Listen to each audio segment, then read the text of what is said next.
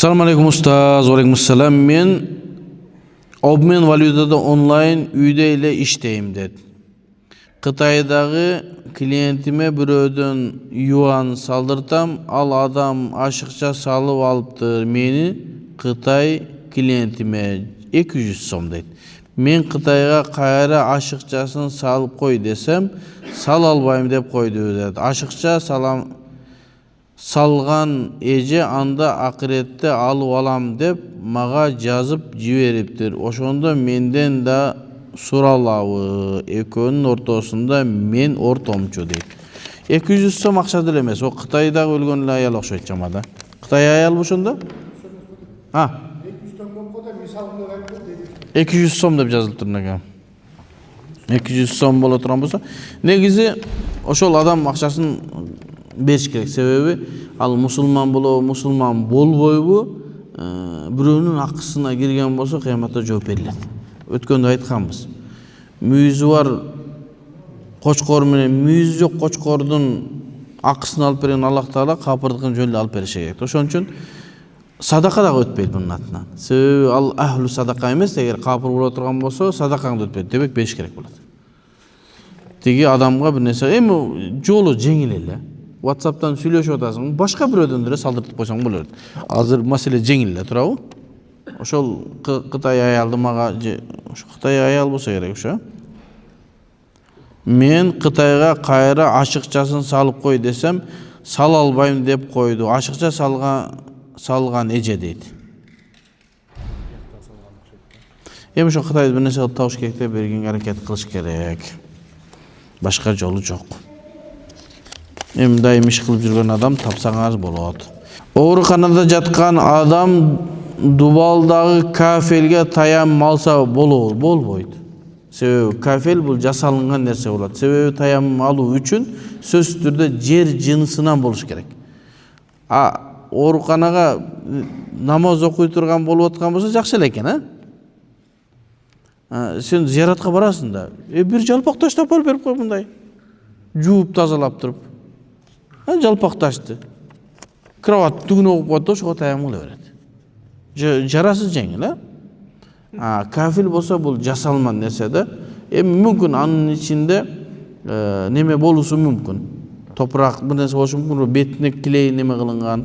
Ошого кафелге биз таям кылса болот деп айта албайбыз. Иши кылса колуңузду мындай кылып туруп кыла бересиз. Ушунча шапалактай болсо болду. Жок каменчасынан мынтада барасыз. Андай кылат, мындай кылат. Таям ала берет. Ассаламу алейкум устаз. Эмне себептен жер жынысынан болуш керек десе? Фатаяммаму саидан тайиба деп Аллах Таала аятта айткан да. Не таза же топурактан таям кыла деп. Ошого биздин ханафи алымдар жер жынысынан болуш керек деген. Анан күйүп күл болбой турган нерсе болуш керек.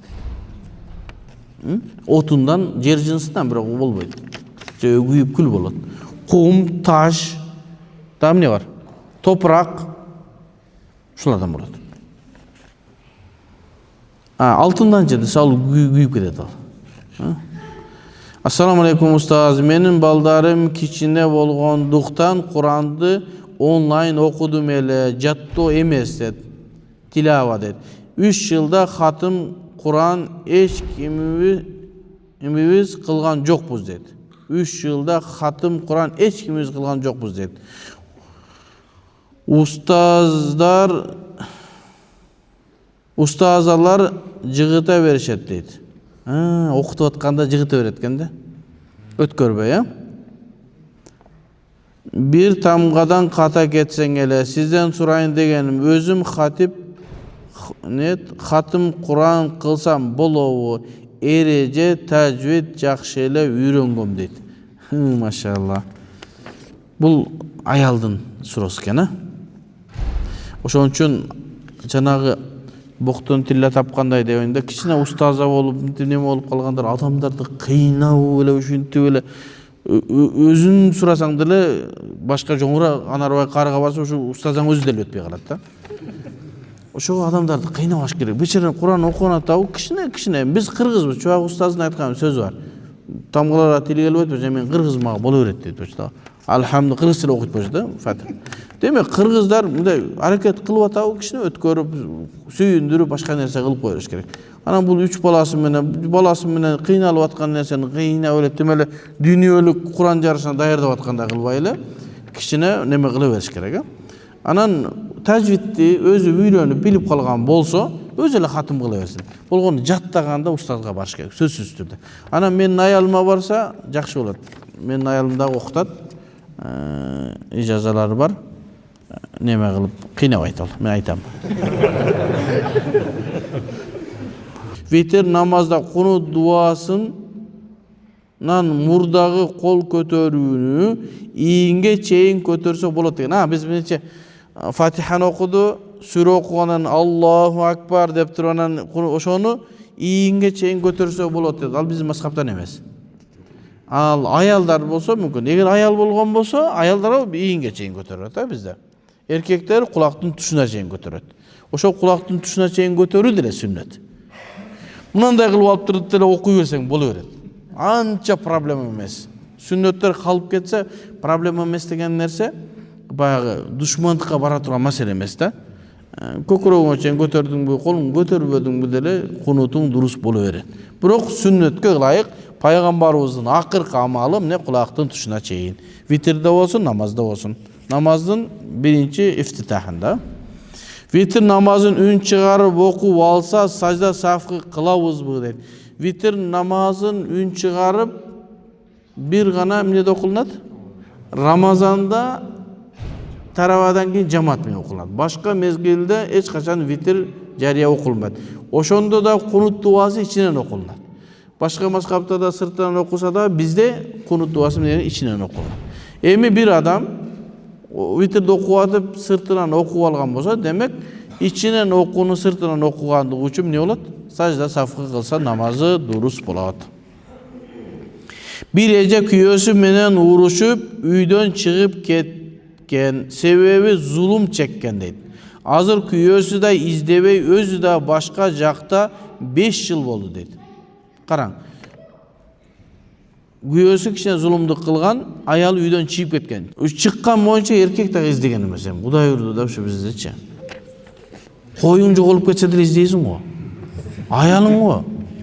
Турабы? 5 жылдан бери издеп да койбоптур да. Жакшы эмес.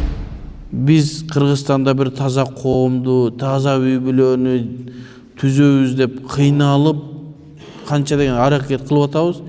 Сен коомго жардам беришти коюп, өзүң аялыңа жакшы мамиле кыла албай атасың да. Биз чуркап жүрөбүз. Кыргызстан боюнча ошо аялдардын, эркектердин маселеси жеңилдесин деп жүрөбүз. Сен өзүң маселеңди чече албай жүрөсүң да. Коомго качан жардам бересиң? Элге качан жардам бересиң? Ислам үчүн качан кызмат кыласың? Аялың 5 жылдан бери кеткенден бери издебесе. Азыр күйөөсү да издебейт дейт. Өзү да башка жакта дейт. 5 жыл болду дейт. Убакыт өтүүсү менен дейт. Талак түшөбү, ортодо баласы бар эле. Чарчап калды, атасы издеп дагы койбоптур дейт. Кара, өзүнүн баласын издебеген сенден жакшылык барбы? Сен өзүң балаңа жакшылык кылбаган, сенден бирөө жакшылык күтөбү. Сен элге жакшылык кыласың. Өзүң балаңа жакшылык кылбаган, өзүң балаң издебеген, мен жоголуп калсам мени издейсиңби сен? Же дагы бир мусулман жоголуп калса издейсиңби? Өзүң балаңы издебесең. Вакыттын өтүүсү менен талак түшпөйт. Аны үчүн эркек күнөөкөр болот ошо аялын издебегендиктен.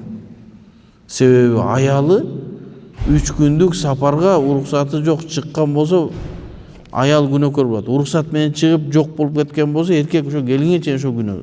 Себеби аялды эркек карап туруш керек. 5 жылдан бери караган эмес. Баласы өлүп калса да келген эмес. Талак түшөбү, түшпөйт. Бирок аны үчүн фатва бөлүмүнө келсеңиз, эгерде мен тилүү болуш эле иштеп аткан болсом, маселеңизди чечип берем. Эгер мен кетип кала турган болсом, ал жерде Акыл деген шейх бар, Өткүр деген илимдүү шейхтер бар, Давран деген жакшы жигиттер бар. Маселеңизди чечип берет. Себеби биз муфтиятта ушундай чечим кабыл алынган, 3 жылга чейин нафака берилбей, каралынбай калып кете турган болсо, фатва бөлүмүнөн чечим чыгарып берет бир маселеге. Bir ayal депозитке арам жол менен акча көбөйтүүгө салган экен, анан бул дүйрөнү өтүп кетти. Карагыла. Адамга качан өлүм келет эч ким билбейт да. Бирок сен жакшап алды өлүшүң керек да, намазды өлсөң гана, карызың жок, арам кылбастан өлүү бул чоң немат да. Эми бул дүйнө өтүп кетиптир. Эми аны банктан анын мураскерлери ошол акчаны алса болобу десе, себеби малул хабис. Таза эмес акча. Аны алыш керек дагы коюлган расул мал бар го, мисалы үчүн $10,000 койгондо, $10,000 алат, ал ошол мураскерлердин акчасы, аны бөлүп алышат да. Мурас илими менен. Жанагы түшкөн депозитин садака берилет. Садака берилгенде кимдерге берилет? Көбүнчө мындай бир жолоңдогон бир нерсе, окшогон нерселерге берсе жакшы болот да. Негизинен бизде Ханафи мазхабта сүннөттөрдү үйдө окуган абзал, жакшы. Парызды жамаат менен окуйсуң. Бирок биз ошондой кыла алабызбы, ошо шариаттын жолуна ылайык кыла алабызбы, кыла албайбызбы? Себеби биздин үйүбүз, менин үйүм туңгучта азыр. Мен куптанды окуп туруп, сүннөтүн окубай туңгучка барганга чейин мен канча нерсени кылам да. Сүннөтүмдүн немеси кетти. Тамак жейм, бирөө менен сүйлөшөм, даратым сынат, кайра дарат алам. Кээ бир алымдар айткан, тамак жеп же сүрөө бие турган болсо, сүннөт муаккаден өтпөй калат, жөн эле нафил болуп калат. Ошон үчүн ал пайгамбарыбыздын мезгилинде айтылган хадис, адамдар сүннөттөрдү үйүндө окусун, үйүңөрдө кабыр кылбагыла дегени, ал Мадина кичинекей эле шаар болгон. Муну чыкканда пайгамбарыбыз мечиттин баягында эле үй болгон. Абу Бакрдин араракта мынтип эле барып окуй беришкен. Ошол мезгилде ошентип айтылган. Азыр эми иштер көбөйүп кетти. Азыр ушул жерден чыккан боюнча сүннөттү окуйсаң, окуп калдың, окубасаң эсиңен да чыкпайт. Ошон үчүн мечитте окуп алган жакшыраак. Мойнуңан оңоюраак отурат. Бирок жанагы тартиптерди аткарам десе, үйдөн барып окуйсуң. Эми аулавиятта мындай важип эмес, фарз эмес, жакшыраагы үйдөн окуган. Бирок жакшыраагы үйдөн окуйм деп отуруп, такыр окубай калсаң анда эмне болот? Кээ биздин бир туугандар ошол жерден ошо сиз айткан сөздү далил келтирет да, өзүнө чыгып онда сүйлөшүп турушат. Ассаламу алейкум устаз, алейкум ассалам, рахматуллахи ва баракатуху. Балдардын өнүгүүсүнө кандай курстарга берген жакшы болот? Азыркы учурда кайсы багыттар пайдалуу деп эсептейсиз? Жашына жараша эмнелерге көңүл буруу керек? Кызыбыз 5 жаш, балабыз 3 жашта садикке барышкан эмес. Биринчи ошо эң акырынан баштайын. Ооба, балдарды өнүктүрүү биздин милдетибиз да. Азыр балдарды атайын курстарга, бир окууларга берип өнүктүрүп турбаса, башка балдар андан жогору кетип калып атат. Кийин балдар тигилердин астына барганда түшүнүк жагынан дагы, билим жагынан дагы калып калып атат аркада. Ошого эл менен, коом менен чогуу кетиш үчүн сөзсүз түрдө эмне кылыш керек? Балдарды курстарга берип, билим деңгээлин жогорулатып туруш керек. Эми сиздин балдарыңыз 5 жаш, 3 жаш экен, биринчи садикке барышкан эмес деди, садикке бериш керек. Садикке бергенде дагы мындай бир жакшы садикке бериш керек да. Жанагындай бүт нерсени өзүнө камтыган, жана молдолордун садиген эмес. Барып эле анан 2 дуаны үйрөтүп эле анан допу кийгизип койсо эле тарбиялуу болуп калбайт аердечи. Атайын бир жакшы садиктер бар. Балдардын немесин күчөтө турган, орусча жакшы сүйлөйт же башка тилдерди сүйлөйт. Ошол жакшы садикке бериш керек. Себеби садик бул жакшы балдардын өнүгүүсүнө биринчи пайдасы келет. Анан үйдө ата энеси баласына тарбия бериш керек. Андан кийин бир аз чоңойгондон кийин балдарга пайдалуу болгон нерсе бул спорт, эң негизги нерсе.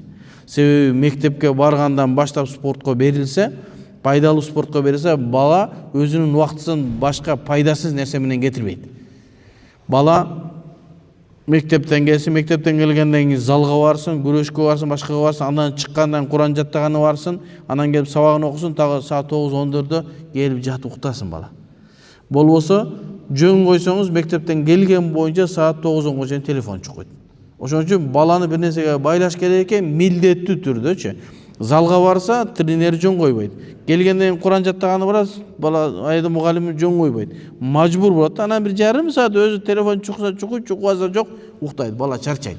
Ошон үчүн балдарга боор оорунун кереги жок. Балдарды бир нерсе менен алек кылбасак, анда телефон башка нерселер аны башка нерсе менен алек кылат. Анан кийин балаңыздан жанагындай çağır başları çıkıp kalsa andan keyin özüңüzдөр ayıptаңыз.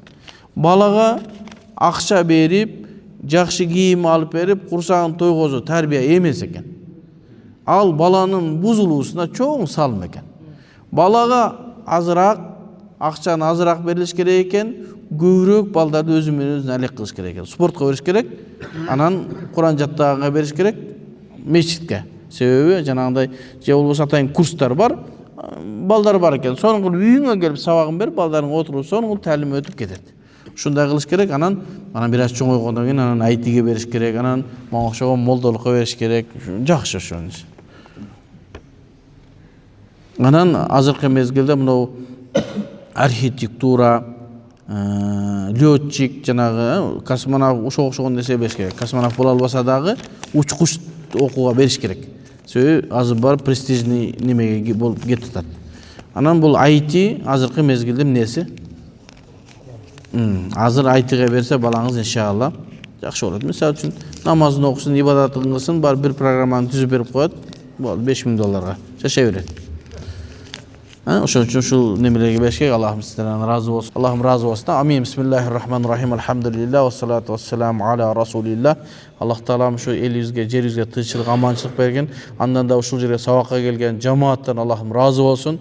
Өмүрүңүздөргө Кудайым береке берсин. Эч качан жамандык көрбөңүздөр. Дайыма илим мажлистеринде, дин болгон жерде боло бериңиздер.